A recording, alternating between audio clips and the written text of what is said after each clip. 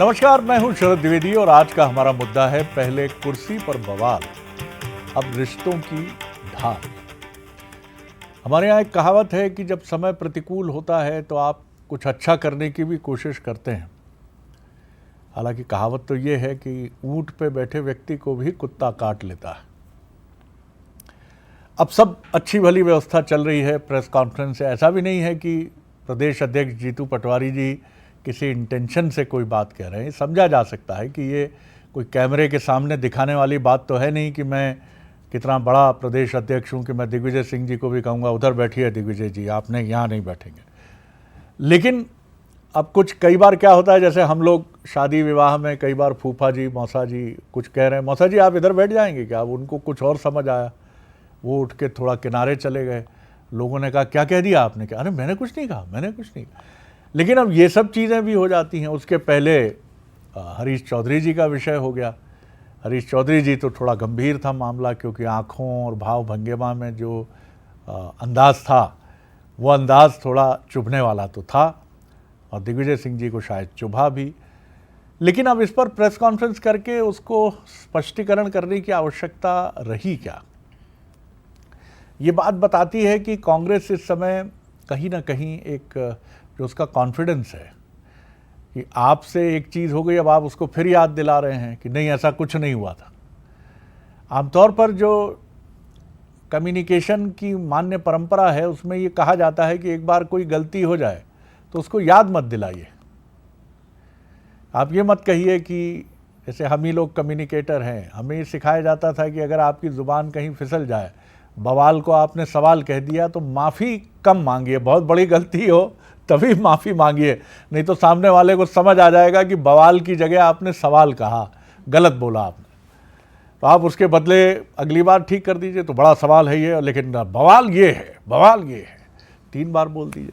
बहरहाल तो कांग्रेस का ये भी एक तरीका है कि कोई भी मसला ऐसा आएगा तो फिर उसको स्पष्ट करने के लिए प्रेस कॉन्फ्रेंस हो जाएगी। तो ये जब आप बहुत बताना चाहते हैं, जब आप उलझे हुए होते हैं, आपको लगता है आपको ठीक से समझा नहीं जा रहा, तब व्यक्ति बहुत बताने की कोशिश करता है अपने बारे में, मुझे समझिए, मुझे गलत समझा जा रहा है, ये बीजेपी का प्रपंच है। बहरहाल यही आज का हमारा डिबेट का सब्जेक्ट है। सबसे पहले देखिए हमारी ये रिपोर्ट।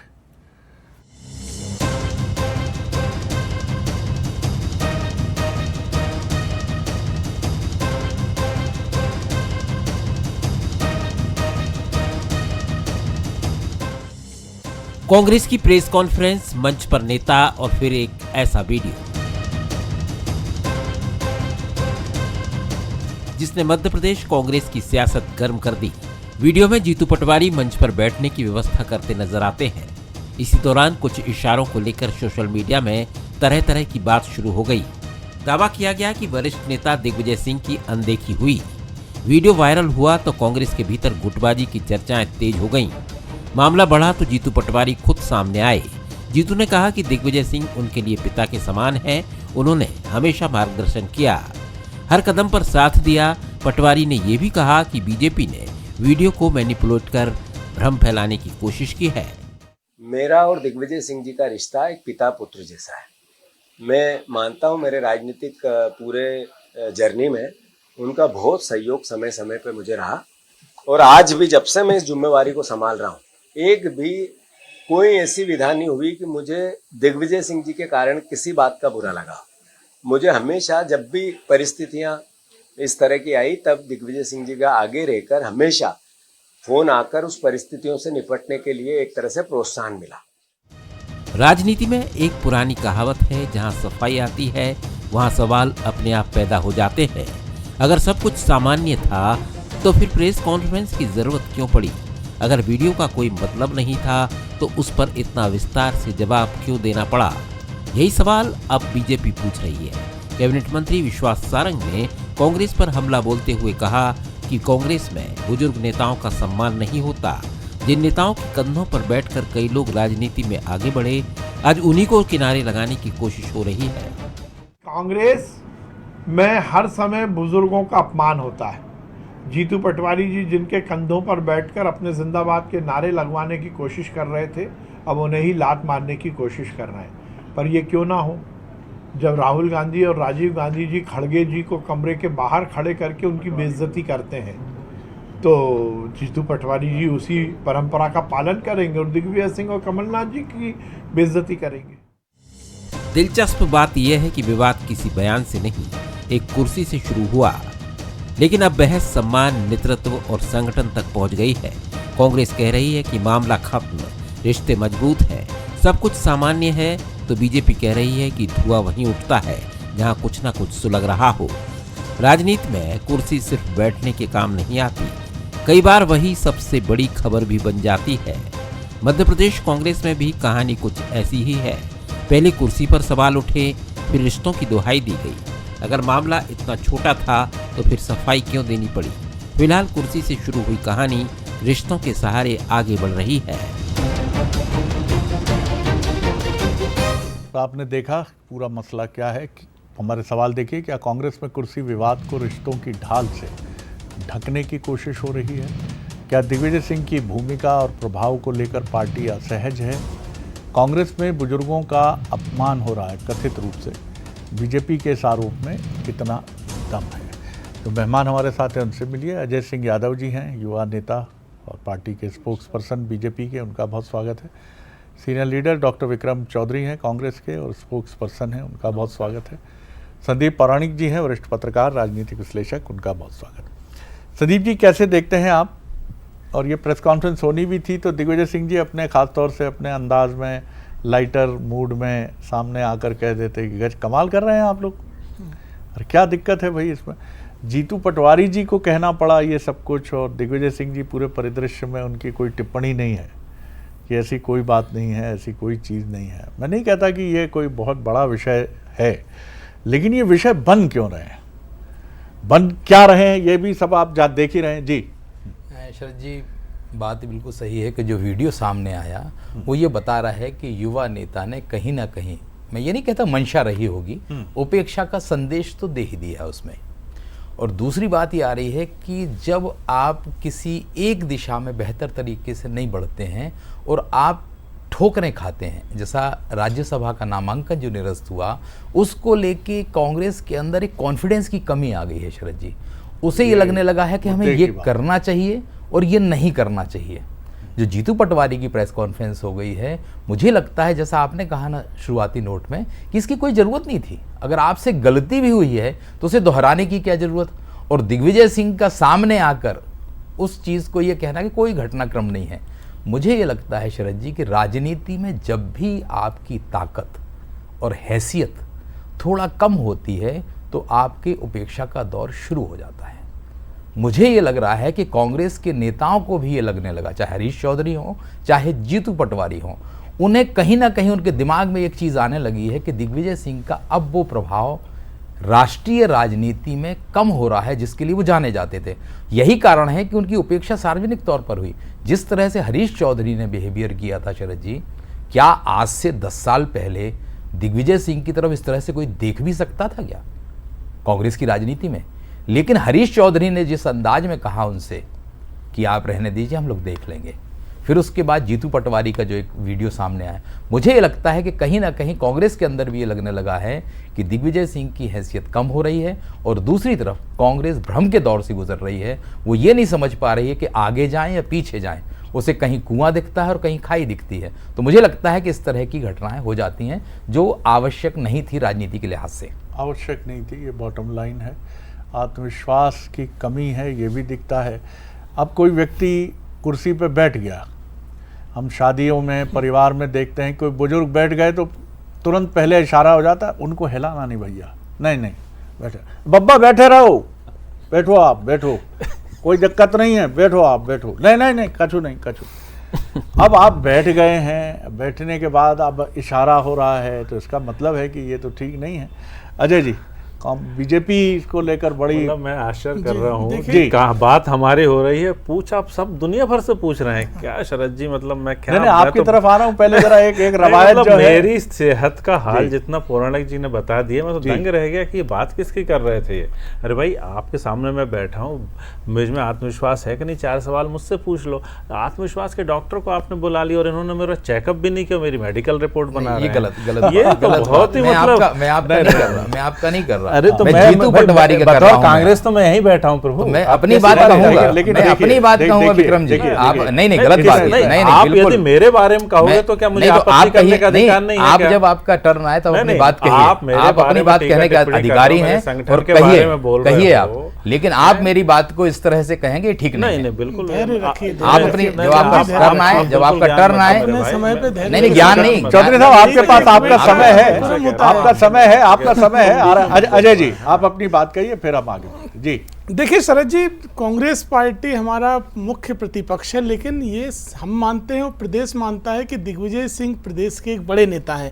ऐसे में दिग्विजय सिंह भले ही 2003 के बाद कोई चुनाव ना जीते हों, लेकिन उसके बाद भी उनके साथ अगर कांग्रेस पार्टी में इस तरह का बर्ताव हो कि प्रेस कॉन्फ्रेंस में बोलने से रोका जाए, हम अपने आप संभाल लेंगे, आपकी कोई ज़रूरत नहीं है, और जीतू पटवारी कुर्सी से उठाते हुए दिखें, तो ये निश्चित ही अपमानजनक बर्ताव है। इस तरह का बर्ताव नहीं होना चाहिए। लेकिन एक और चीज़ मैं आपको बताना चाहूँगा, कांग्रेस पार्टी में ऐसा लगता है जैसे इस तरह की एक संस्कृति बन गई है। ऐसा लगता है जैसे नियति भेद नहीं करती, जैसा आप बोया है वही काटोगे। तो दिग्विजय सिंह जी ने जिस तरह की राजनीतिक संस्कृति मध्य प्रदेश में रखी, और अब जीतू पटवारी स्वयं कह रहे हैं कि मेरे पिता तुल्य हैं, गुरु हैं, तो उन्हीं से सब कुछ सीखा है। तो आप अगर पीछे जाएंगे तो वही श्यामाचरण, विद्याचरण शुक्ला जी, मोतीलाल बोरा जी, यहाँ तक कि माधवराव सिंधिया जी के साथ दिग्विजय सिंह ने जिस तरह का बर्ताव किया, आज लग रहा है कांग्रेस पार्टी में नई पीढ़ी उनके साथ उसी बर्ताव को दोहरा रही है। लेकिन ये राजनीतिक सुचिता के लिए ठीक नहीं है। जीतू पटवारी जिस तरह का लेकिन बर्ताव कर रहे हैं, अजय जी देखिए, आपके यहाँ भी अगर हम पूछें उमा जी कहाँ किस मंच पर नज़र आती हैं, चलिए अभी तो उनकी तबीयत ठीक नहीं थी, या राजस्थान में हम पूछें वसुंधरा जी किस मंच पर नज़र आती हैं। हाँ, अंतर इतना है कि आपके यहाँ ये सब विषय बनते नहीं हैं कि कोई टिप्पणी आ गई कि मेरी उपेक्षा हो रही है या इस तरह के दृश्य आ गए।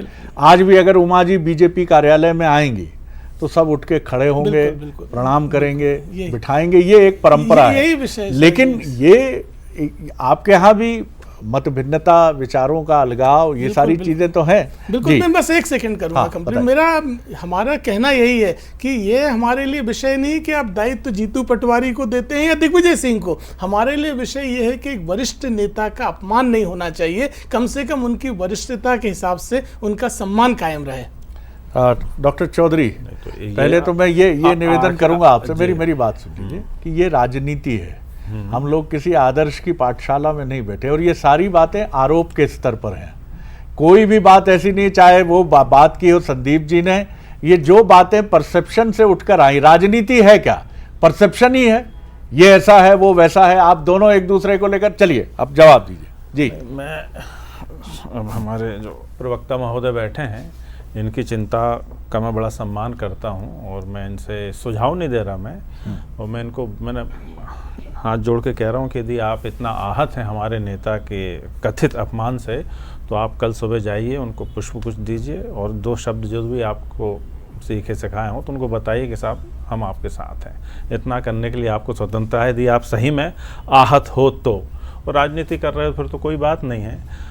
पौराणिक जी से मैं बड़ा इसलिए थोड़ा सा असहमत था कि मैंने कभी इनको मुख्यमंत्री के बारे में, उनके कॉन्फिडेंस जो उनकी भाषा चल रही है उसके बारे में इनसे कोई सर्टिफिकेशन जारी होते देखा नहीं, सुना नहीं। अभी जो विश्वास सारंग जो इकबाल मिर्ची के अनन्य सखा के साथ मुझे बोल लेने दीजिए सर जी आप। नहीं सर प्लीज मतलब अब आपकी सभा में मैं ना बोलूंगा तो फिर कहाँ बोलूंगा? नहीं अभी मैं बिल्कुल अरे और मैं किसका रख रहा हूँ?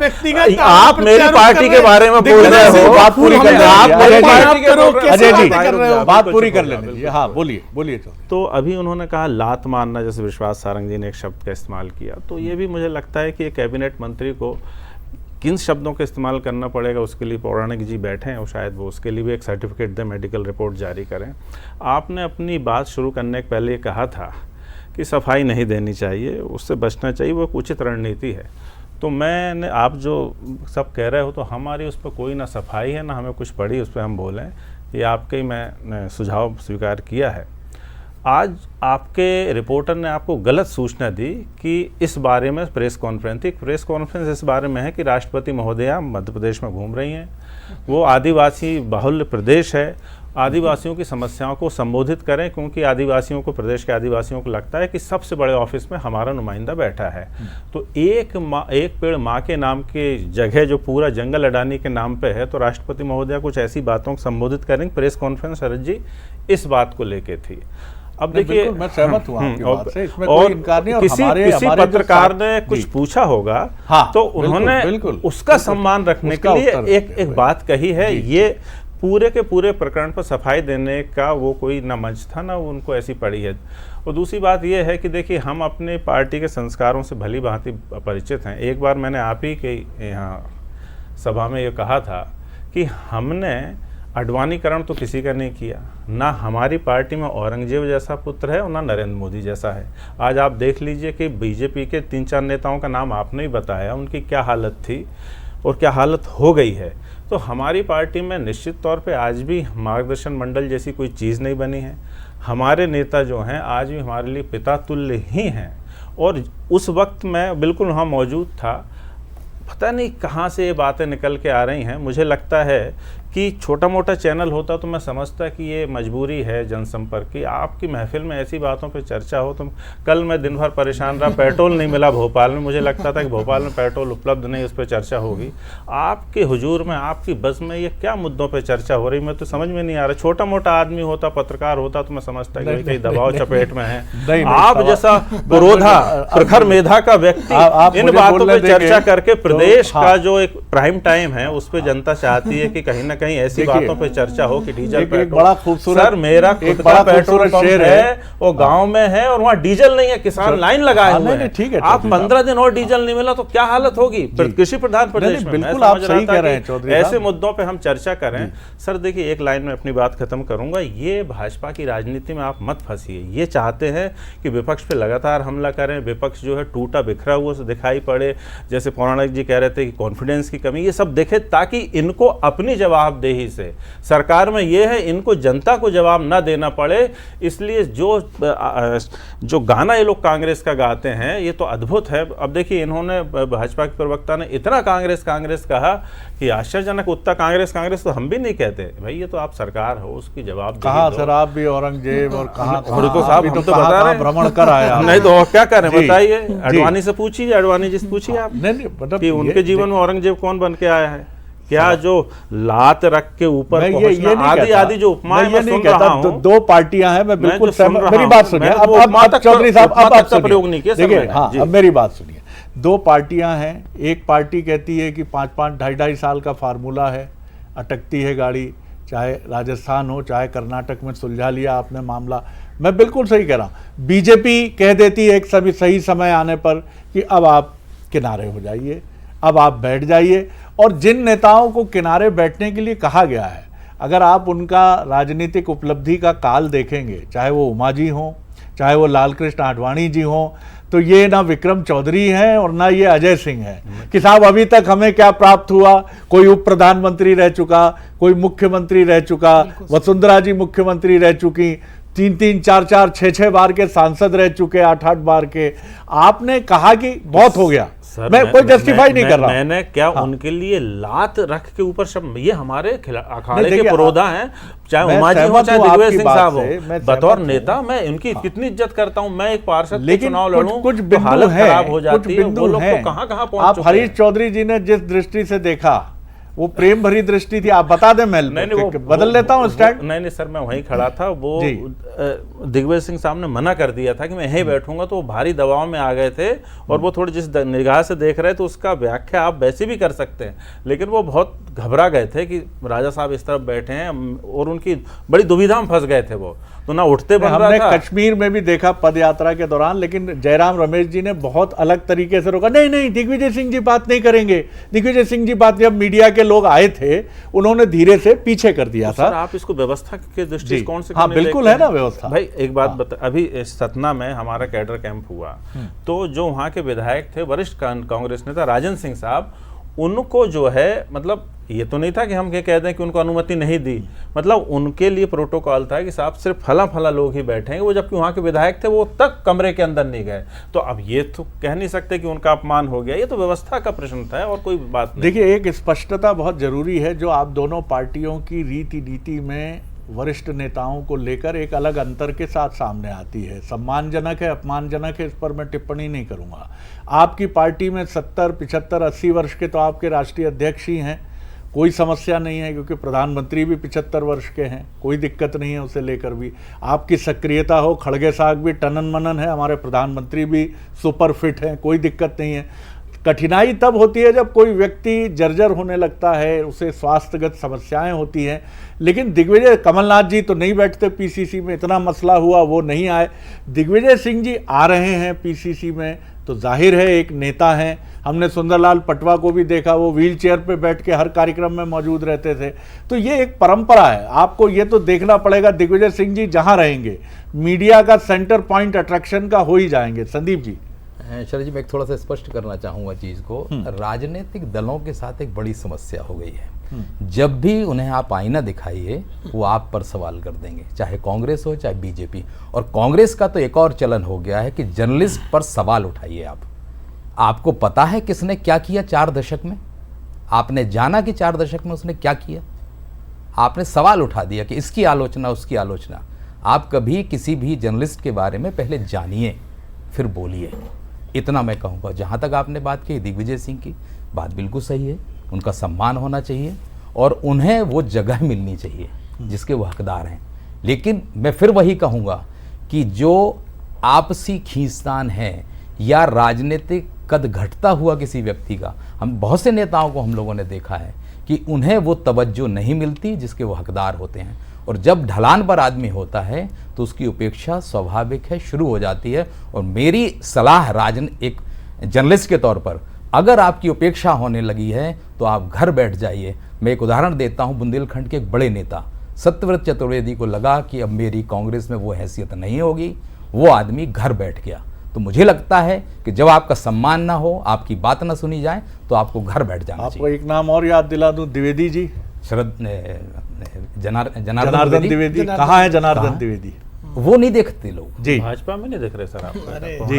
एक आध नाम लो। मेरा कांग्रेस का डिबेट का विषय है भाई। वो बैठ गए ना, आपके संतुलन तो बनाओ, एक आध दो नाम तो लो। आडवाणी जी हो गए, ये हो बोलो गए, ना, है अच्छा लगेगा मुझको, फिर मुझे लगेगा कि टीचर अब आपका बिहेवियर थोड़ा सा नहीं कैसा बिहेवियर है ना, मतलब नहीं, गजब कर चौधरी दिया साहब, चौधरी साहब। साहब, वाह, आज वाह, आप वाह, थोड़ा पौराणिक जी मान गया, मतलब अन्याय आप करो, बिहेवियर मेरा खराब, गजब प्रभु। नहीं नहीं नहीं, वाह वाह, देखिए तो मतलब मेरा ये नहीं, कहना है, आपसे नहीं चाहिए, आपसे नहीं चाहिए, बिल्कुल नहीं, ज्ञान मुझे नहीं, तथ्यों को स्वीकार इनको करना आप चाहिए। शरद जी को बोलो, आपके मुझे नेताओं बिल्कुल को ज्ञान भी तो नहीं सिखाओ दोगे, कि ऐसे बर्ताव मुझे ना ज्ञान करें नहीं दोगे। जिसपे उंगलियां उठे। मोहन ये यादव को आपके भाषा नेताओं की को भी मर्यादा तो सिखा बर्ताव दो, सिखाओ। है ना। आपके नेता असलम अगर चमड़े के अपमान बारे नहीं में बता करते, दो, आपके इकबाल नेता मिर्ची के बारे में ऐसा बता अपमान दो, अपने वरिष्ठ हमारे नेता को का ज्ञान नहीं मत दो, करते, है ना। तो क्या ये विषय जो होता? अरे तो आप इतने कह रहे हैं कि संस्कार हमें थे तो क्या कांग्रेस पड़ी छोड़ के ऐसी भाजपा में क्यों आ प्रेस गया? कॉन्फ्रेंस की? अरे हैं? आप गजब की बताओ, बात आप कर रहे स्वयं हो। कह रहे हो कि हमें क्या पड़ी थी प्रेस कॉन्फ्रेंस करने की? आप स्वयं हमें अपमान कर रहे हो दिग्विजय सिंह का इसी डिबेट के बीच में। मैंने जबरदस्ती, आपको अरे टोका अपने नहीं। नेता चलिए, के चलिए, बात चलिए, करो, भाजपा के चलिए, बारे में बोलो, चलिए, चलिए। किसान के बारे में बोलो, अजय जी, मध्य अजय प्रदेश जी, के बजट अजय के जी, बारे में बोलो, अजय कांग्रेस जी, के बारे में अरे बिल्कुल डिबेट ज्ञान का देने की डेकोरम आवश्यकता होता है, जो नहीं। विषय होता नहीं, है, अजय जी, हमें अजय डेकोरम जी। भी नहीं सीखना ये जो आपसे। विषय है तो उसी नहीं, पे तो डेकोरम चर्चा अभी करेंगे। मोहन यादव को सिखाओ जो आपको एक मिनट, सबको एक कर रहा मिनट। है ना, देखिए, उसको देखिए। सिखाओ डेकोरम।